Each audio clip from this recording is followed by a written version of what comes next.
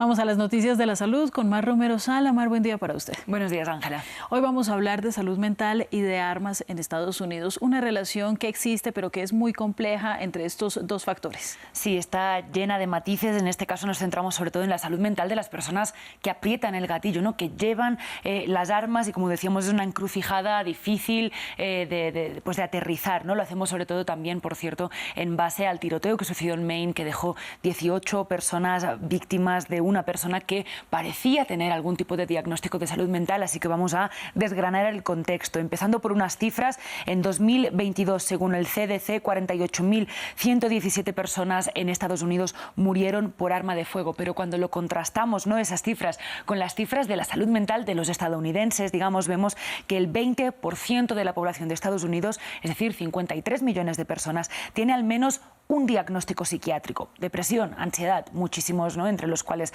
podemos contar. Son el 6% de la población, 14 millones de personas en todo Estados Unidos que tienen una condición de salud mental severa o incapacitante, como por ejemplo la bipolaridad o la esquizofrenia. Son prevalencias relativamente altas, el 20%, el 6% significa que en un grupo de 25 personas, una o dos personas tienen algún tipo de diagnóstico severo de salud mental, algo que nos empieza a dar luces, ¿no?, que con una prevalencia tan amplia quizás es difícil o no es asumible decir que la salud mental, digamos, es el único factor asociado a la violencia armada. Precisamente, ¿qué sabemos de cuánto afecta la salud mental a la hora de decidir empuñar un arma? Pues para empezar es importante decir que muchas veces hay un infradiagnóstico, ¿no?, de los casos de salud mental, aunque en un lugar como Estados Unidos es cierto que en los últimos años cada vez se ha esclarecido más esto. Pero lo vamos a hacer en propósitos, digamos, de revisar ese argumento que, sobre todo en las situaciones de active shooter, ¿no?, de tirador activo, en los tiroteos masivos, pues se dice, ¿no?, el principal argumento es que esa persona tenía problemas de salud mental. Según un informe del FBI, de hecho, que revisaba los active shooters, estos tiradores activos desde el 2000 hasta 2013, solo el 25% de los tiradores tenían algún diagnóstico de salud mental, que vemos que es 5 puntos porcentuales de la prevalencia general. La general de la población de Estados Unidos es un 20%, en los tiradores un 25%. Y luego otra cifra que se recoge en un estudio publicado en los Annals of Epidemiology es que menos del 5% tenían historia de algún motivo o algún hecho que pudiera servir para descalificarlos a la hora de intentar comprar un arma según las legislaciones estatales, ¿no? Estos background checks que hacen, estas revisiones del contexto y del historial de las personas. Esto puede ser un indicador tanto de que las leyes sobre estos chequeos de contexto antes de comprar el arma quizás no son tan efectivos, ¿no?, el hecho de que solo el 5% o menos tuviera algo que los pudiera descalificar, o bien porque están mal diseñados o toman males indicadores, ¿no?, o bien porque realmente, como decíamos, la salud mental o los diagnósticos o este historial clínico alrededor de la salud mental no es tan determinante en estos casos. Pero es un debate realmente muy politizado. En 2022 en Estados Unidos se aprobó una de las primeras leyes federales alrededor de la regulación de las armas o de intentar rebajar más bien la violencia por armas de fuego. Fue bipartisana, es decir, tanto con demócratas y con republicanos, y tenía una gran parte de esta legislación destinada precisamente a programas de salud mental. Y esa era una perspectiva muy apoyada, por ejemplo, por sectores republicanos, ¿no?, que defienden que trabajar y dar más financiación a la salud mental inmediatamente va a tener un efecto sobre que disminuya la violencia armada en Estados Unidos, mientras que los demócratas no tanto y más bien defienden esa separación de lo que son temas de salud mental y lo que son temas de violencia armada. Pero bueno, se acabó pasando la ley también un poco para aprovechar que se quería destinar precisamente recursos a la salud mental. Pero al final, y un dato quizás muy importante, es que las principales cifras apoyan que las personas con condiciones de salud mental son mucho más probable víctimas que no perpetradores de actos de violencia. Bueno, un punto claro donde las armas y la salud mental se conectan son los suicidios. Más de eso tenemos que hablar también. Sí, por supuesto. La violencia armada no solo son los tiroteos, que quizás es la imagen que más tenemos todos en la cabeza, sino también son homicidios, violencia criminal, incluso violencia policial, pero sobre todo el suicidio. En cifras de 2019, el 61% de las muertes por arma de fuego en Estados Unidos, es decir, mucho más de la mitad, fueron suicidios. Y en cifras de 2022, retomando lo que decíamos, decíamos, ¿no?, de estas 48.000 muertes por armas de fuego, 27.000, es decir, de nuevo, más de la mitad, fueron suicidios. Hay muy poca investigación sobre cómo la regulación de las armas puede afectar a los suicidios, pero hay un estudio, por ejemplo, que se hizo en el Distrito de Columbia, en Estados Unidos, ¿no?, que mostró que la restricción de armas, del acceso a las armas, rebajó en un 23% los suicidios con arma de fuego, sin que incrementaran, en cambio, los suicidios con otros métodos. Algo que, ¿no?, que sugiere, de alguna forma, que las personas, si no tienen una arma a mano, no buscan sustituirlo con otro método, sino que, al contrario, pues pueden seguir viviendo. Entonces, esto es un poco esta encrucijada en la que se conecta la salud mental y las armas de fuego más claras, que son precisamente eso, los lugares donde la víctima y el victimario, digamos, son los mismos. Yo quisiera, Mar, que pudiéramos ampliar este tema y por eso la invito para que se quede. Vamos a nuestra entrevista con nuestro segundo invitado del día sobre este mismo tema. Aquí me quedo. Y vamos entonces a la noche del 25 de octubre en Maine, Estados Unidos, cuando Robert Card, de 40 años, decidió empuñar un arma y acabar con la vida de 18 personas en 2 tiroteos consecutivos en una bolera y en un bar.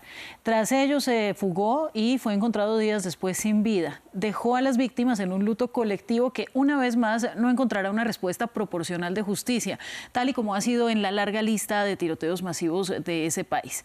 En esta ocasión queremos concentrarnos, como lo hemos hecho en nuestra crónica de salud, en Card, y cuyos padecimientos de salud mental no son exclusivos. Nos acompaña entonces Camilo Acuña, él es psicólogo, especialista en evaluación clínica y tratamiento. Bienvenido, Camilo, gracias por estar con nosotros.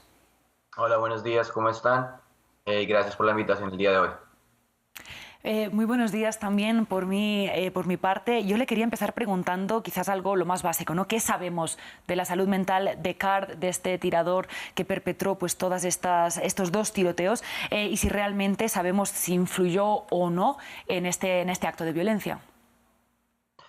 Mira, realmente en cualquier tipo de comportamiento que sea disruptivo, ya sea de manera social o sea de manera particular o de manera personal, van a existir algún tipo de alteraciones emocionales, y en el momento en el que se presentan las alteraciones emocionales quiere decir que no existe como este tipo de regulación, como este tipo de mediación interna a través de los pensamientos para poder llegar a controlar las acciones o los comportamientos que las personas vayan a tener.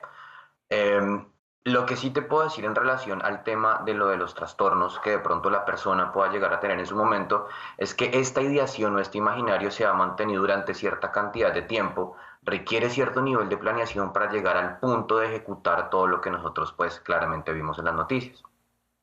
Bueno, muchos se cuestionan, sobre todo en el curso de esta investigación, si Card se quitó la vida inmediatamente después del tiroteo o pasados varios días, esto después de casi una cacería policial enorme que se desarrolló en el estado de Maine.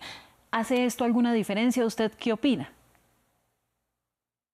Mira, pensaría yo que después de que se cometen este tipo de atrocidades como las que sucedieron o como la que sucedió en Maine, y se llega a disminuir como la intensidad del imaginario que la persona tiene en su momento cuando comete este tipo de crímenes, claramente va a llegar a cierto nivel de raciocinio en donde se va a dar cuenta de que lo que sucedió hace algunos días o los comportamientos que tuvo, pues fueron claramente fuera de los estándares de la normalidad y de las reglas sociales y legales como tal también.